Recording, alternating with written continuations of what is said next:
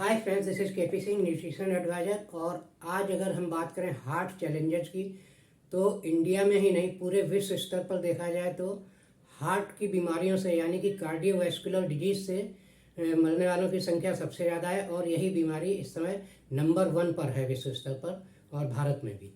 तो दोस्तों, लेकिन जापान एकमात्र ऐसा देश है जहां पर इस बीमारी का ग्रोथ रेट कंट्रोल किया गया है और इसका ग्रोथ रेट कम हुआ है, गिरावट आई है उसमें।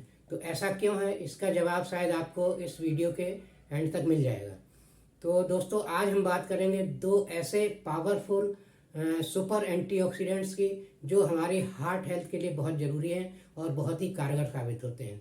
और इनको सुपर क्यों कहा गया? इनको सुपर इसलिए कह रहे हैं क्योंकि ये हार्ट की हर स्टेज पे काम करते हैं। आपके हार्ट की कोई भी कंडीशन हो, किसी भी स्टेज से आप गुजर रहे हो इस बीमारी की, सब स्टेज में आप इसको बिना किसी साइड इफेक्ट के यूज कर सकते हैं और ये हर स्टेज पे आपको लाभ पहुंचाते हैं। तो दोस्तों, आइए देखते हैं। पहले तो हम ये समझें किन किन स्टेजों की हम बात कर रहे हैं। तो स्टेजों की बात करें तो अगर आप को कोई हार्ट प्रॉब्लम इस समय नहीं है और आप अपने को स्वस्थ फील कर रहे हैं, आप 30-40 की एज में हैं, तो भी आप इनको यूज कर सकते हैं। और अगर इनको यूज करेंगे अर्ली एज से, तो आपको आने वाले दिनों में कभी हार्ट की प्रॉब्लम यानी कि आजीवन हार्ट की प्रॉब्लम नहीं आएगी। और दूसरी स्टेज की बात करें तो जब हमें बीपी की प्रॉब्लम शुरू हो जाती है या कोलेस्ट्रॉल, एलडीएल कोलेस्ट्रॉल बढ़ने लगता है, तो इस टाइप की कंडीशंस हैं। तो उस समय भी अगर आप इन दोनों एंटीऑक्सीडेंट्स को अपनी डाइट में शामिल करेंगे तो आप बीपी को भी कंट्रोल कर पाएंगे और कोलेस्ट्रॉल के बढ़ने को भी रोक सकते हैं और कोलेस्ट्रॉल के डिपॉजिट होने को भी रोक सकते हैं। तो इस तरह से दोस्तों, आगे और आने वाली स्टेजेज में जब बात करें, जैसे कि आपकी हार्ट की कोई सर्जरी हो चुकी है, जैसे बाईपास सर्जरी हो गई, या आपके स्टेंट पड़ चुका है, हार्ट अटैक आ चुका है, स्टेंट पड़ा हुआ है, या आपके पेसमेकर लगा हुआ है, तो इस टाइप की जो कंडीशंस होती हैं, इसमें क्या होता है, हमेशा रिस्क बना रहता है आगे हार्ट की हेल्थ को लेके। जैसे कि दोबारा हार्ट अटैक आ सकता है, या दोबारा आपका प्लॉक फार्मेशन शुरू हो जाता है और ब्लॉकेज की कंडीशन कहीं और क्रिएट हो जाती है और दोबारा ऑपरेशन की जरूरत पड़ सकती है। या फिर आपका अनप्रेडिक्टेड हार्ट अटैक हो सकता है, बिना किसी कारण से अचानक अप्रत्याशित टाइप के हार्ट अटैक भी आने का रिस्क रहता है। तो इस टाइप के सारे रिस्क को भी ये दोनों सप्लीमेंट अगर इन कंडीशंस में आप यूज कर रहे हैं प्रचुर मात्रा में, तो इस टाइप के रिस्क से भी अपने आप को बचा पाएंगे और अपने हार्ट को एक लंबी आयु दे सकते हैं। मतलब आपकी हार्ट की लाइफ एक्सपेक्टेंसी बहुत बढ़ जाती है इन सप्लीमेंट्स के कारण। तो दोस्तों, ये बहुत ही यूजफुल है।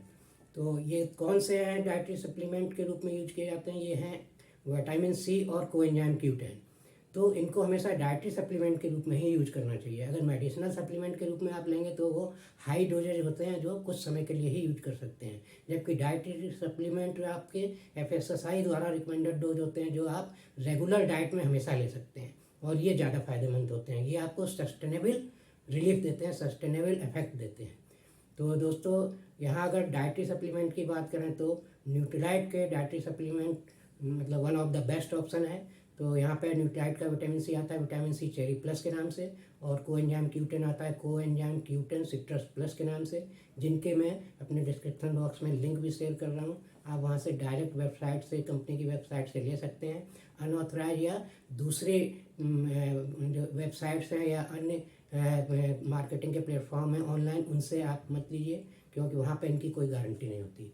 तो दोस्तों, देखा जाए तो जो कोएंजाइम Q10 है और ये विटामिन सी, ये दोनों मिलकर आपके ब्लॉकेज को रोकते हैं, यानी कि ये एलडीएल कोलेस्ट्रॉल को डिपॉजिट होने से रोकते हैं। और दूसरा जो कोएंजाइम Q10 है, ये आपकी हार्ट मसल्स को बहुत ज़्यादा स्ट्रेंथ देता है, हार्ट को मजबूत बनाता है और ये एनर्जी प्रोडक्शन का काम करता है हार्ट में।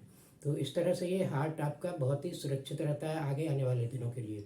तो ये दोनों की अगर बात करें तो कोएंजाइम Q10 जो है वो, इसका जापान जो है सबसे बड़ा प्रोड्यूसर है विश्व लेवल पे, विश्व स्तर पर सप्लाई भी करता है।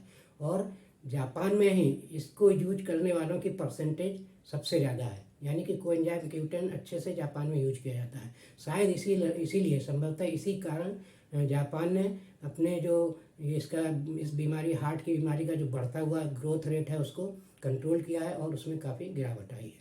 तो दोस्तों, इसी के साथ आशा है आपको ये वीडियो काफ़ी इन्फॉर्मेटिव और अच्छा लगा होगा। आप इस टाइप की इन्फॉर्मेशन का आप डेली लाइफ में उपयोग करिए, अपने हार्ट की हेल्थ को सही रखिए। और इसी के साथ दोस्तों, thank you very much, see you in next video.